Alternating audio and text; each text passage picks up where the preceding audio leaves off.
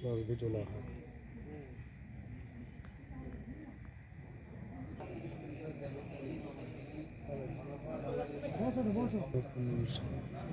छोटे दिया ना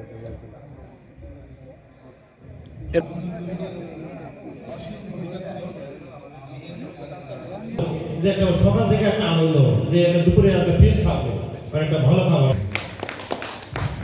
আসসালামু আলাইকুম, আমি মোহাম্মদ রিয়াদ। ঢাকা বিশ্ববিদ্যালয়ে যে ভর্তি হয়েছে সেটা মনে হয় আসলে অপূর্ণতা থেকে যায়। অ্যাসোসিয়েশনের ভিতরে দেখতে চাই সেখানে যে এটা অনেক, তো আশা করি আপনারা যারা জয়পুরহাটের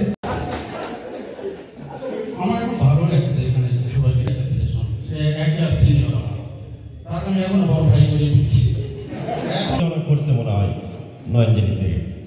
এই হলো স্মৃতি। আর স্মৃতি আসলে দুবারে খিচুড়ি, মাস শেষে একটা ফিশ, এইগুলো খাবারের যে অনেক স্মৃতি। হয়তো আছে টিচারদের অবস্থা আজকের যুগে হয়তো ওরকম ভালো না। সূর্যসেন হল অনেকের সাথে দেখলাম যে অনেকেই সূর্যসেন হলে আছে আর কি। আমি ৮-৯ সেশনে বড় রুমের স্মৃতি তো অনেক। এখন এখানে নেগেটিভ বিষয় আছে, আবার পজিটিভ। সূর্যসেন হলে যারা আছে আর কি জানবে কোন ৩২৬ এরকম ভাবে বলতাম। আর আমরা যেহেতু একই স্কুলে পড়তাম, যেমন আমার লাস্ট স্কুল জীবন শেষ হয়েছে পাশে খাতা দেওয়ার পর পরীক্ষা হলে ঢুকে, এই নিয়ে হচ্ছে আমার সারাক্ষণই পরীক্ষা দিলে আমি আমার আম্মা বিশেষ করে দিয়েছিলাম না। খুব কাঠখোটা দাঁত ভাঙা একটা সাবজেক্ট আমি পড়ছি, কোনো পড়ার মধ্যে কোনো মজা ছিল না। পরীক্ষা দিব শেষ বই বন্ধ, এই ছিল আমার অভ্যাস। এই জন্য আমি বলবো কখনই আমি মেধাবী পড়াশোনা শেষ করেছি এবং বিসিএস যে হয়েছে আমি এখনো বলি আমার মতো স্টুডেন্টের মানে আমার মতন একটা টাফ টাইমের মধ্যে থাকি। তারপর আসলে সবারই কর্মস্থলে যার যে যেখানে কর্মরত আছে সেখানে তার কর্মস্থলের কর্ম বিষয় ছাড়া কথা বলার ছাড়া মন খুলে কথা বলার আসলে কোনো জায়গা নেই, কোনো স্কোপ নেই। তো ঢাবির যে মিলন মেলা এটা আসলে মন খুলে কথা বলার জায়গা। সেই জন্য এই আয়োজন বৃন্দ সহ সকল উপস্থিতিকে আমার অন্তরের অন্তঃস্থল থেকে কৃতজ্ঞতা এবং ধন্যবাদ জানাই। আর ঢাবির স্মৃতি আসলে ফাইন্যান্স অ্যান্ড ব্যাংকিং। আমি রোকেয়া হলে ছিলাম, রোকেয়া হলের অনার্স বিল্ডিং এর আমার শুরু থেকে অবস্থান ছিল। অনার্স 5-এ ছিলাম প্রথমে, তারপর অনার্স 35-এ ছিলাম। তো ইউনিভার্সিটি লাইফে প্রথম হচ্ছে যে আমার কলেজে লাইফে আমার খুব 3জন ক্লোজ ফ্রেন্ড ছিল। আমি উমেন্স ফেডারেশনের স্টুডেন্ট, কলেজের স্টুডেন্ট, যেহেতু গার্লস কলেজ। আমার সাথে আমরা 3জন ফর্ম উঠাবো, এভাবেই কথা, পরীক্ষাও দিতে যাবো। তো পরীক্ষার দিন আমি যখন পরীক্ষা হলে ঢুকছি, আমার 2 বান্ধবী ঢোকে না। আমি কে তোরা ঢুকবে না কেন? বলে ফর্ম কিনবি। আমি কেন?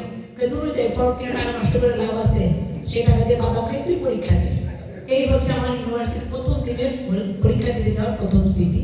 আমার 2 বান্ধবী বাইরে বসেছিল, কারণ তাদের বাপ মা যদি জানে তার পরীক্ষা দিতে আসেনি, তাহলে আমার ফর্মের টাকাটা ফেরত যাবে।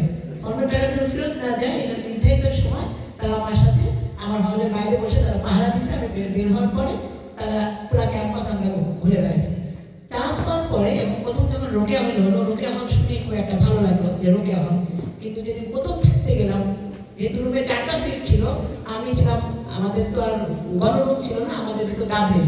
তো ডাবলিং দেওয়ার পর বালিশ নিয়ে দাঁড়ায় আছে, কে ঘুমাতে দিবে, কার বিছনায় ঘুমাবো। এখন সেখানে 4জন ছিল, 4জনই সিনিয়র ছিল, 4জনই থার্ড ইয়ারের আপু। এখন দাঁড়ায় আছে, কেউ বলে না ঘুমাইতে আসো। তো এখন কতক্ষণ থাকার পর দেখলাম যে আপুরা একটু বিছনা চেপে শুয়ে আছে, তার বিছনাতে দিয়ে শুয়ে পড়লাম। তো এই নিয়ে হচ্ছে আমার প্রথম দিন প্রতিজ্ঞা করলাম যে আমি যখন সিঙ্গেল সিট পাবো তখন হচ্ছে ডাবলিং আমি ধরে ধরে নিয়ে আসবো, যে রাত থেকে যাবো ডাবলিং আর রাত্রে খালি আছে।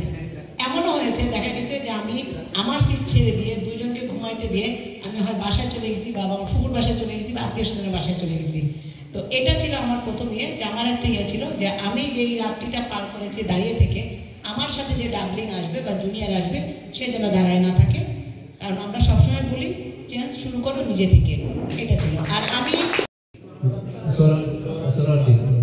ওইখানে যে হাঁটা বা শাহবাগের যে বিস্তৃত রাস্তায় সকালবেলা হাঁটার যে অনুভূতি, এই অনুভূতিটা আমি ইউনিভার্সিটি ছেড়ে আসার পরে আর কোথাও পাই নাই।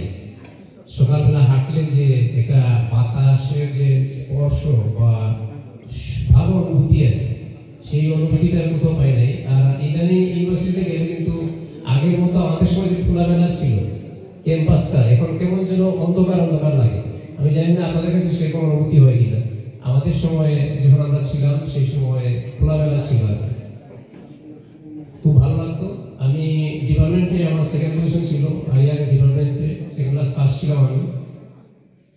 100% নাম্বার পেয়েছিলাম মাস্টার্সে। সেটা একটু অন্য কাহিনী। আমার সাথে কি করে আমি ইংল্যান্ডে চলে গেছিলাম, লিডস ইউনিভার্সিটিতে পড়াশোনা করেছি, সেখানে 1 বছর ছিলাম, 2 বছরের মতো কাছাকাছি ছিলাম। আজকে জয়পুরহাটের ফ্রেন্ডস আইল্যান্ড এর মাঠে ঢাকা বিশ্ববিদ্যালয়ের নবীন প্রবীণদের নিয়ে একটি মিলন মেলার আয়োজন হয়েছে। আমাদের এই মিলন মেলাতে ঢাকা বিশ্ববিদ্যালয়ের সাবেক ছাত্র সহ বিভিন্ন প্রতিষ্ঠানে, বিশেষ করে ডিসি মহোদয়, এসপি মহোদয়, জজ সাহেব এবং বিভিন্ন প্রতিষ্ঠানে, বড় বড় শিক্ষা প্রতিষ্ঠান, ব্যাংক কর্মকর্তা সহ সকলেই আমরা একটা একত্রিত হয়েছি আমাদের পূর্বের এবং বর্তমান কর্মজীবনের স্মৃতি উপস্থাপন করার জন্য। আমরা সেই স্মৃতি উপস্থাপনের মাধ্যমে আমরা আজকে এবং জয়পুরহাটবাসীকে এবং ঢাকায় যারা আমরা দীর্ঘদিন লড়াই সংগ্রাম পড়াশোনা করে যে আমরা এখানে বিভিন্ন কর্মকাণ্ডে আছি, তাদেরকে সকলকে একত্রিত করে আগামীতে একখণ্ড ঢাকা বিশ্ববিদ্যালয়ের জয়পুরহাট জাতির সামনে তুলে ধরার জন্যই আমরা আজকের এই মিলন মেলার আয়োজন করেছি।